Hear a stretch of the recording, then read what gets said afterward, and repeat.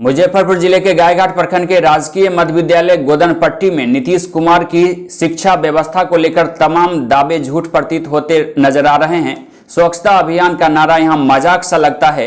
पिछले महीने से विद्यालय खुल चुके हैं, लेकिन शिक्षकों का दावा है कि पिछले 16 तारीख से विद्यालय में शैक्षणिक कार्य प्रारंभ कर दिया गया है। लेकिन जब A to Z news live की टीम स्थानीय ग्रामीणों की शिकायत पर इस विद्यालय का रुख किया तो यहाँ की स्थिति बद से बदतर नजर आई। देखिए A to Z news live के लिए दीपक कुमार तिवारी की स्पेशल स्पॉट लाइव रिपोर्ट। आप जो कैंपस देख रहे हैं गोदनपट्टी गांव बोलते हैं इसको, राजकीय मध्य विद्यालय गोदनपट्टी अंचल गायघाट मुजफ्फरपुर। बोर्ड को देखने से स्पष्ट दिखता है, आप कैमरे के माध्यम से देख पा रहे हैं कि जो डिस्प्ले पर आपको दिख रहा होगा मध्य विद्यालय गोदनपट्टी अंचल गायघाट मुजफ्फरपुर का यह एरिया है। विद्यालय के कैंपस को देखने से आपको समझ में आ रहा होगा कि यहाँ पर पढ़ाई कितनी होती होगी और पढ़ाई के लिए जो बच्चे आते हैं वो कितने सुरक्षित हैं। इस ग्राउंड को देखने से आपको समझ में आ रहा होगा। और वो भी तब जब बिहार में नीतीश बाबू की सरकार है, सुशासन के नाम से जाना जाता है। विपक्ष के लोग हंगामा करते रहते हैं कि बिहार में व्यवस्था ठीक नहीं है और नीतीश कुमार सरेआम कहते हैं कि यह झूठा आरोप है। लेकिन इस जमीन को देखने से, इस विद्यालय के कैंपस को देखने से समझ में आता है कि यहाँ के शिक्षक आखिर कितने जिम्मेवार हैं और कितने जिम्मेवारी को अपने आप को समझते हैं, कितने जिम्मेवारी के साथ काम करते हैं। डिस्प्ले पर हम आपको दिखाएंगे कि किस तरीके से इस विद्यालय के अंदर सलाबी है। कहते हैं कि बाढ़ बरसात की वजह से यह हालात है। प्रधानाध्यापक का बताना है कि पिछले 16 तारीख से विद्यालय खुला हुआ है। व्यवस्था क्यों नहीं बदली? व्यवस्था तो बदलते करते, वर्षा आती है, वर्षा का प्रकोप आ जाता है, बाढ़ आ जाती है। आपके इस विद्यालय में चार्ज लेने के बाद क्या व्यवस्था में चेंजिंग आया? लोग बताते हैं कोई चेंजिंग नहीं है। ना, ऐसा बात तो नहीं। क्या क्या बदल लिए? समय से बच्चे को आना, बच्चे को पढ़ाई लिखाई का व्यवस्था करना। तो ये जो जंगल है और जंगल में बच्चे आते हैं, आज कितने बच्चे आते हैं? आज 80 बच्चे। नामांकित कितने? 493। आप क्लास लेते हैं? कभी काल ले लेते हैं। कौन सा सब्जेक्ट पढ़ाते हैं? हम कोई भी सब्जेक्ट पढ़ा देते हैं। ऐसा तो नहीं होता है? नहीं सर, जैसे अब ऐसा होता है सर, जैसे अब क्लास में मतलब मैथ का क्लास था, क्लास खाली है तो उसमें जाकर पढ़ा देते हैं। 893 सभी बच्चे हुए। हाँ, तो उनके लिए पर्याप्त आपके पास उपस्थित है? डेस्क बेंच ये सब बैठने का? नहीं, उतना नहीं। तो उसके लिए डिमांड भेजा गया है? डिमांड तो हमेशा भेजते रहते हैं। जो कार्रवाई नहीं होती? नहीं। तो कितने बच्चे के बैठने के लिए व्यवस्था नहीं आपके पास? मान के चलिए मेरे यहाँ 200 बच्चे का बैठने का व्यवस्था है। वो किस स्टैंडर्ड के बच्चे होंगे? 1 to 5, 6 to 12। लेकिन हमने इस विद्यालय के एक महिला से बातचीत की। महिला का बताना है कि वो इस विद्यालय में रसोइया है। जब हमने पूछा कि कितने दिन से यह विद्यालय खुली हुई है तो सरेआम उन्होंने झूठा बोल दिया कैमरे के सामने और बताया कि 2 महीने से विद्यालय खुली हुई है। क्या नाम है? कितना दिन से खाना नहीं बन रहा? 1.5 साल से। विद्यालय कितना दिन से खुला हुआ है? 2 महीना से। आपके हेड मास्टर बता रहे हैं 16 तारीख से खुला हुआ। तो हमारा ठेकाना है, लेकिन अब अच्छे हमारा नहीं ठेकाना। तो आप कैसे आते हैं? जब हेड मास्टर नहीं आएंगे तो आप कैसे आएंगे? हम रोज आवे छे।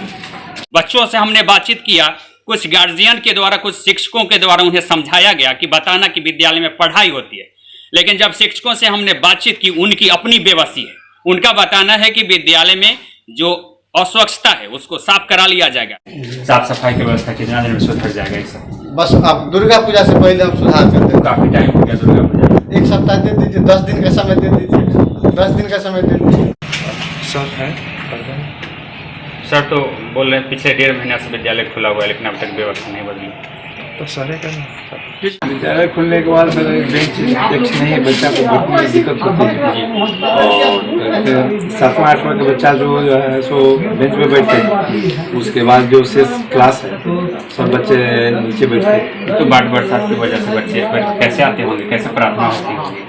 आसान पढ़ाना होता है सर, ऊपर बच्चे को ऊपर पढ़ाया जा रहा है। तो ऐसे कोरोना काल के बाद में बच्चे को ऊपर पढ़ाया, नीचे क्योंकि अथी है ज़्यादा सीम है जगह, नीचे गंदगी इसलिए ऊपर पढ़ाते हैं। अगले अधिकारी को सूचित किया जा रहा है कि भाई इसको उपलब्ध कराएं। तो अभी कोरोना काल में तो 18-15 महीने से ऐसे ही बंद है स्कूल सब, पूरा एकदम देख रहे हैं स्कूल बराबर साल 1.5 साल के बाद खुला है। कितने तारीख से विद्यालय खुला हुआ है? 16 से। 16 तारीख से। हाँ। तो ये जो कचरा उचरा है, गंदगी उंदगी है, इसको साफ नहीं, तो वर्षा भी हो रहा था ना सर, इस पर स्प्रे करेंगे हम लोग तो ये जल जाएगा पूरा। ठीक। हर साल तो ऐसा ही होता है और बरसात छुट्टी टिक नहीं रहा है। इस पर मतलब स्प्रे करने के बाद उसमें वर्षा नहीं होना चाहिए। अच्छा, ठीक है। और तो इस- विद्यालय के अंदर जो क्लास के अंदर जो सलावी है जी, वो काफ़ी नमी है, उसके पानी लिए आता है ना, सब रूम में चला जाता है।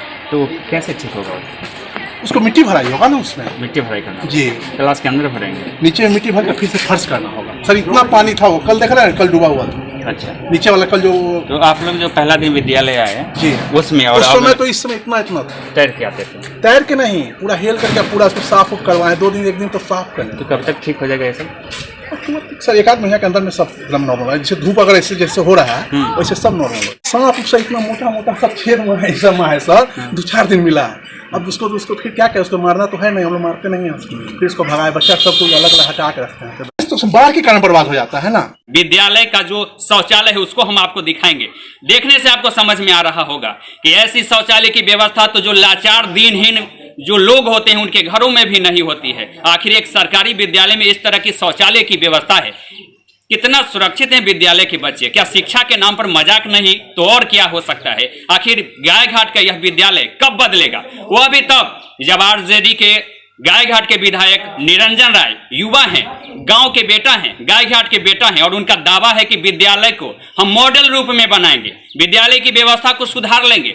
संजोग देखिए कि जब हम इस विद्यालय में देख ही रहे थे, यहाँ के हालात को समझ ही रहे थे, इसी बीच आरजेडी से जुड़े हुए एक नेताजी आ गए। उनसे हमने पूछ लिया कि आपके विधायक आरजेडी से हैं, गायघाट के बेटा हैं, कब बदलेगा सूरत, क्यों है ऐसी हालात? उन्होंने जो जवाब दिया वह भी आप जरा देखिए। व्यवस्था से संतुष्ट हम नहीं हैं, इसलिए कि यहाँ पर बाथरूम वगैरह सब का व्यवस्था बहुत खराब है। यहाँ पर स्थिति बहुत ज़्यादा खराब है, जंगल वगैरह बहुत ज़्यादा है, इसको सांप वगैरह भी बहुत ज़्यादा निकलता है, जो टीचरों के कहने के मुताबिक निकलता है, तो उसके लिए परेशानी होती है इन लोगों को। क्यों निकलता है?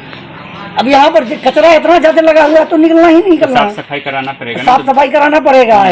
हेड मास्टर साहब का काम है कि इसको साफ करा दें। आप क्यों नहीं करा रहे हैं? आप यानी कि ये समझेंगे, जवाब देंगे कि यहाँ हम क्यों नहीं करा रहे हैं। इस विद्यालय में बहुत सारी कमियां हैं।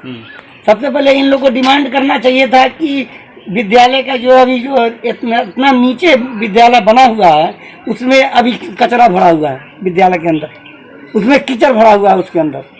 अब इन लोगों को डिमांड करना चाहिए था कि भाई इसको तोड़ करके ऊंचा बनाया जाए, ऊंचा बना करके इसमें मिट्टी वर्क करा करके काम लेवल को ऊंचा कराया जाए, ये काम कराया जाए।